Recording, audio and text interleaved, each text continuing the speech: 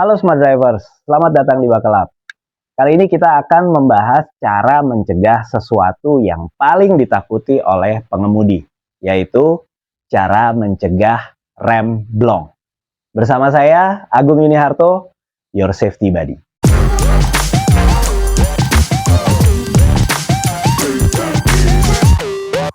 Apa itu rem blong? Rem blong adalah situasi di mana rem kendaraan kita gagal berfungsi, sehingga mobil kita tidak bisa kita hentikan.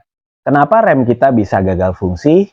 Sebenarnya, kalau kita tarik garis besarnya cuma ada dua penyebab terjadinya rem blong atau kendaraan kita tidak bisa direm, yaitu nomor satu adalah perawatan, yang kedua adalah cara penggunaan. Di cara perawatan bukan berarti kita bongkar sendiri sistem rem dan untuk membersihkan dan sebagainya, tapi kita bisa paling tidak mendeteksi adanya kerusakan secara dini. Kerusakan apa sih yang bisa kita deteksi secara dini pada sistem rem kendaraan kita? Yang pertama adalah kebocoran.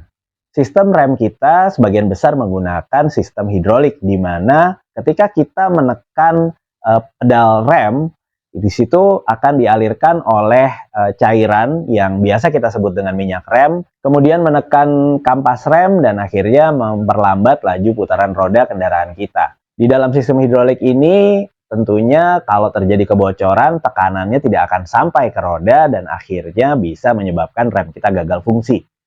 Jadi kita kalau misalnya parkir di rumah sebelum berangkat, kita bisa melakukan pre-trip inspection. Salah satunya adalah kita memeriksa apakah ada tetesan kebocoran di area misalnya sekitar ban, atau juga ketika kita melihat tabung minyak rem, kalau dia menurun secara signifikan, bisa kita curigai bahwa ada kebocoran di dalam sistem rem kita. Tabung minyak rem yang ada di dalam kap mesin kita itu seharusnya dia hanya akan turun sedikit sekali seiring dengan habisnya kampas rem kita. Tapi kalau misalnya terjadi penurunan sampai setengahnya dalam jangka waktu yang pendek, misalnya sementara kampas rem kita kan tidak secepat itu habisnya, nah ini bisa kita curigai bahwa ada kebocoran. Lebih baik langsung kita bawa ke bengkel untuk memeriksa. Jadi nggak sekedar ditambah, karena ditambah ini memang minyak remnya akan full lagi, tapi masalahnya tidak terselesaikan dengan baik. Berbeda dengan kendaraan besar. Kalau kendaraan besar ada yang menggunakan rem angin untuk sistem remnya. Nah, di sini juga sama. Kebocoran adalah musuh atau momok yang paling menakutkan, karena kalau terjadi kebocoran tentunya sistem rem kita tidak akan bekerja. Makanya kalau di kendaraan besar memang di dalam dashboardnya atau di indikator mesinnya akan ada tekanan angin di mana harus di posisi normal. Kalau dia menurun tanpa kita injak remnya, berarti kemungkinan ada kebocoran dan harus langsung segera diperiksa. Nah, itu tadi soal kebocoran. Kemudian juga kalau kita mengganti minyak rem, tentunya kita sesuaikan dengan tipe yang direkomendasikan oleh pabrikan kendaraan kita.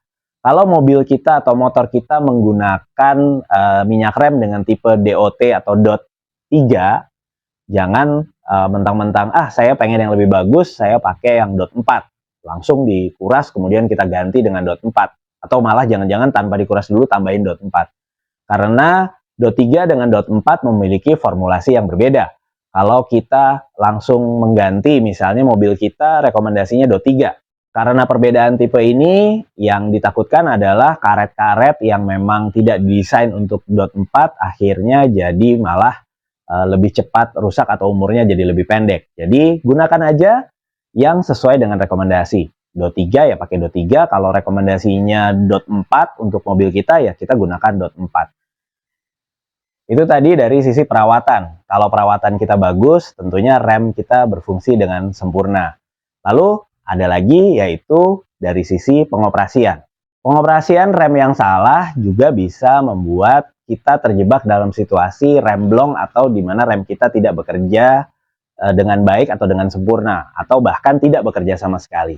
Jadi bagaimana sih pengoperasiannya yang salah? Ya, kita ambil contoh di mana sering terjadi masalah rem blong, yaitu di jalan menurun atau di turunan yang cukup panjang. Ketika menghadapi turunan yang panjang, tidak disarankan untuk kita menahan laju kendaraan kita dengan menekan rem kita terus-menerus. Kenapa? Karena kalau kita hanya mengandalkan rem saja, gesekan antara kampas rem dengan tromol atau dengan disc brake itu akan menimbulkan panas ya, di mana ya udah pasti dua benda bergesekan terus-menerus akan menimbulkan panas. Dan ketika misalnya ada turunan kurang lebih panjangnya 5 km, kemudian kita sepanjang jalan menurun itu kita terus-menerus menginjak rem, ini akan memunculkan panas berlebih, dan panas berlebih ini bisa menyebabkan terjadinya remblong. Kenapa panas ini bisa berbahaya? Karena tentunya kalau dia sudah panas, suhunya melebihi toleransi dari minyak remnya, dari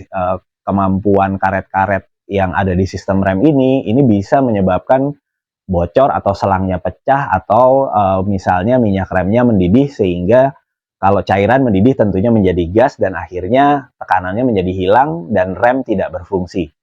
Jadi bagaimana cara mengoperasikan yang benar? Ketika kita menghadapi jalan yang menurun, kita sesuaikan gigi transmisi dengan turunan tadi dan tentunya dengan beban kendaraan kita. Artinya kita turunkan ke posisi gigi yang lebih rendah. Ini akan memberikan yang disebut dengan engine brake, atau kita memperlambat dengan menggunakan tenaga mesin.